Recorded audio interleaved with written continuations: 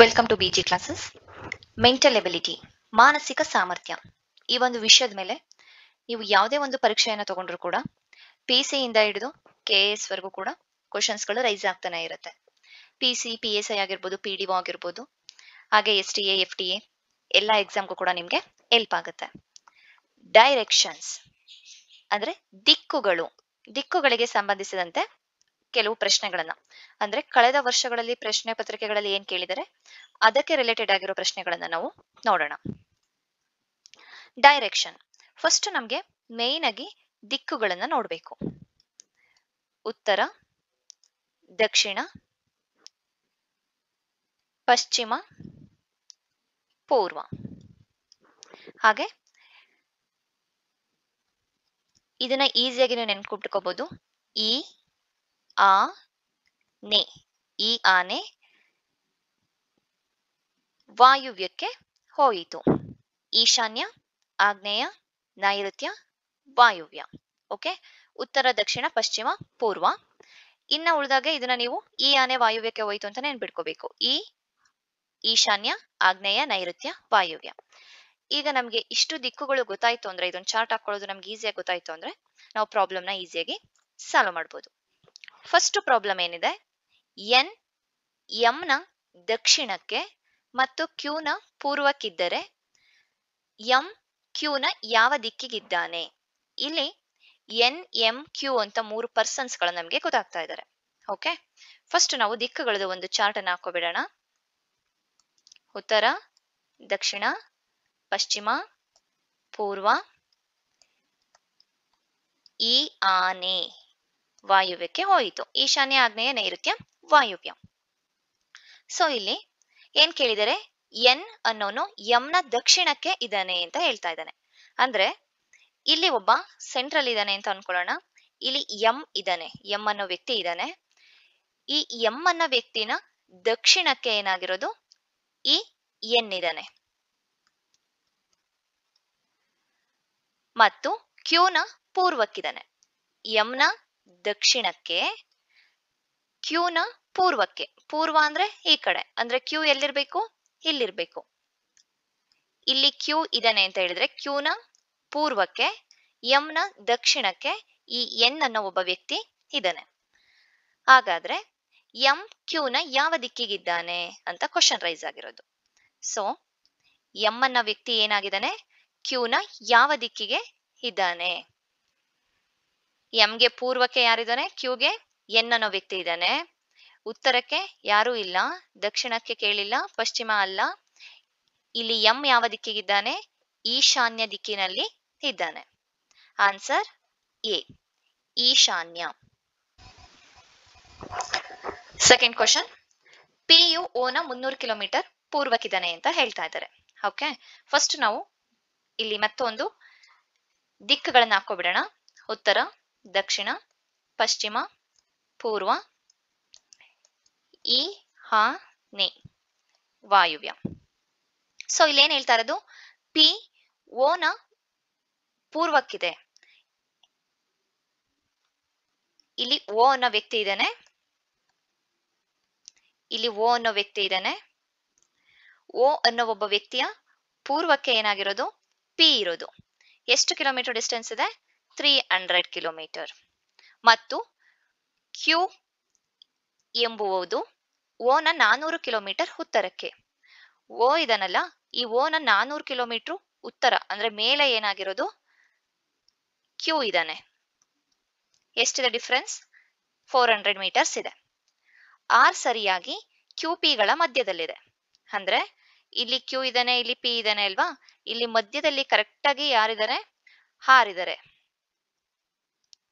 So question ಅಲ್ಲಿ ಏನ್ ಕೇಳಿರೋದು, ಈಗ ಕ್ಯೂ ಮತ್ತೆ ಪಿ ಗಳ ನಡುವಿನಲ್ಲಿ ಇದೆ 6. ಕ್ಯೂ ಮತ್ತು ಆರ್ ಗಳ ನಡುವಿನ ದೂರ ಎಷ್ಟು, ಕ್ಯೂ ಮತ್ತು ಆರ್ ನಡುವಿನ ದೂರ ಎಷ್ಟು ಅಂತ ಕೇಳಿದ್ದಾರೆ. ಇದು ನಮಗೆ ಕ್ಯೂ ಮತ್ತು ಆರ್ ನಡುವೆ ಎಷ್ಟು ದೂರ ಇದೆ ಅಂತ ಗೊತ್ತಾಗ್ಬೇಕು ಅಂದ್ರೆ ನಮಗೆ ಟೋಟಲ್ ಫಸ್ಟ್ ಕ್ಯೂ ಮತ್ತೆ ಪಿ ನಡುವೆ ಎಷ್ಟಿದೆ ಅಂತ ಗೊತ್ತಾದ್ರೆ ನಾವು ಅದರಲ್ಲಿ ಅರ್ಧ ಮಾಡಿದ್ರೆ ನಮಗೆ ಕ್ಯೂ ಮತ್ತೆ ಆರ್ ನಡುವಿರೋ ದೂರ ಗೊತ್ತಾಗುತ್ತೆ. ಸೊ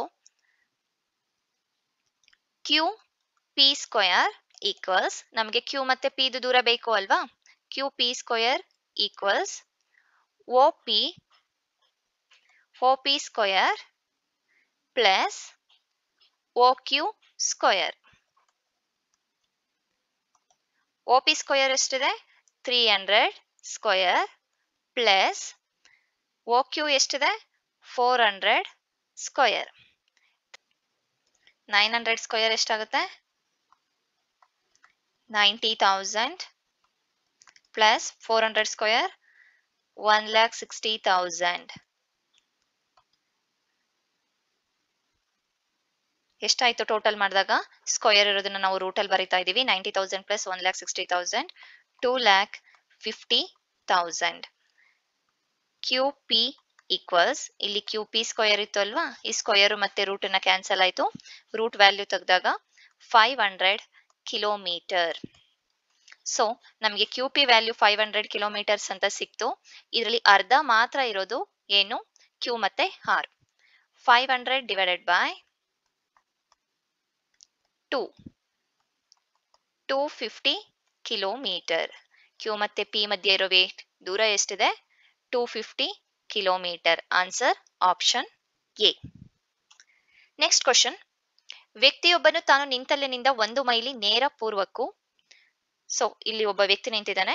ಫಸ್ಟ್ ಇದನ್ನ ಹಾಕೋಬೇಡಿ. ಉತ್ತರ, ದಕ್ಷಿಣ, ಪಶ್ಚಿಮ, ಪೂರ್ವ. ನಿಮಗೆ ಅವಾಗ ಕನ್ಫ್ಯೂಸ್ ಕೂಡ ಆಗಲ್ಲ. ಈ ನೇ ವಾಯುವ್ಯಕ್ಕೆ ಹೋಯಿತು. ಓಕೆ, ಇಲ್ಲಿ ವ್ಯಕ್ತಿಯೊಬ್ಬ ನಿಂತಿದ್ದಾನೆ. ವ್ಯಕ್ತಿಯೊಬ್ಬನು ತಾನು ನಿಂತಲ್ಲಿನಿಂದ 1 ಮೈಲು ನೇರ ಪೂರ್ವಕ್ಕೂ ಅಂತ ಇದೆ. ಓಕೆ, ಇಲ್ಲಿ ಒಬ್ಬ ವ್ಯಕ್ತಿ ನಿಂತಿದ್ದಾನೆ ಅಲ್ಲ, ಅವನಲ್ಲಿಂದ ಪೂರ್ವಕ್ಕೆ 1 ಮೈಲಿ ನೇರವಾಗಿ ನಡ್ಕೊಂಡು ಹೋಗ್ತಾನೆ. ಅವನ್ ಪೂರ್ವ ಅಂದ್ರೆ ಈ ಸೈಡ್ ಇದೆ ಅಲ್ವಾ, ಪೂರ್ವಕ್ಕೆ ನಡೀತಾನೆ 1 ಮೈಲಿ. ನೆಕ್ಸ್ಟ್ ಅಲ್ಲಿಂದ ನೇರವಾಗಿ 5 ಮೈಲಿ ದಕ್ಷಿಣಕ್ಕೆ. ಅಲ್ಲಿಂದ ನೇರವಾಗಿ ಏನಾಗ್ತಾ ಇದ್ದಾನೆ? ಅವನು 5 ಮೈಲಿ ದಕ್ಷಿಣಕ್ಕೆ ನಡೀತಾ ಇದ್ದಾನೆ.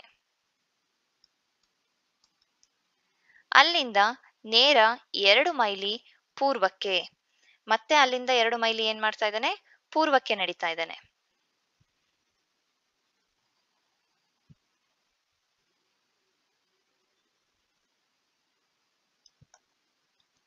ಅಲ್ಲಿಂದ ಕೊನೆಯದಾಗಿ 9 ಮೈಲಿ ಉತ್ತರಕ್ಕೆ.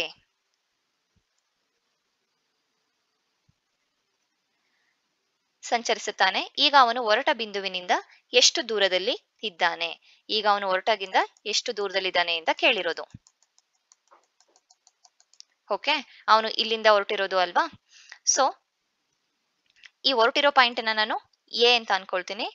ಇದನ್ನ ಬಿ ಅಂತ ಫೈಂಡ್ ಔಟ್ ಮಾಡೋಣ.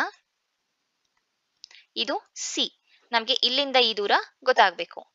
AC square equals AB square plus BC square. AB ಎಷ್ಟಿದೆ? ಇಲ್ಲಿ 1 ಕಿಲೋಮೀಟರ್ ಇದೆ. ಇಲ್ಲಿ ಸೇಮ್ ಡಿಸ್ಟೆನ್ಸ್ ಇಲ್ಲಿ 2 ಇದೆ ಅಲ್ವಾ, 2 ಇದೆ ಅಂದ್ರೆ 3 ಸ್ಕ್ವಯರ್ 3 ಕಿಲೋಮೀಟರ್ ಪ್ಲಸ್ BC ಅಂದ್ರೆ ಇಲ್ಲಿಗೆ ಇದು 5 ಕಿಲೋಮೀಟರ್ ಆಯ್ತು. ಅವನು 9 ಕಿಲೋಮೀಟರ್ ಚಲಿಸಿರೋದಲ್ವಾ, 9ರಲ್ಲಿ 5 ಹೋದ್ರೆ ಇನ್ನ 4. So 4 kilometre 4 square.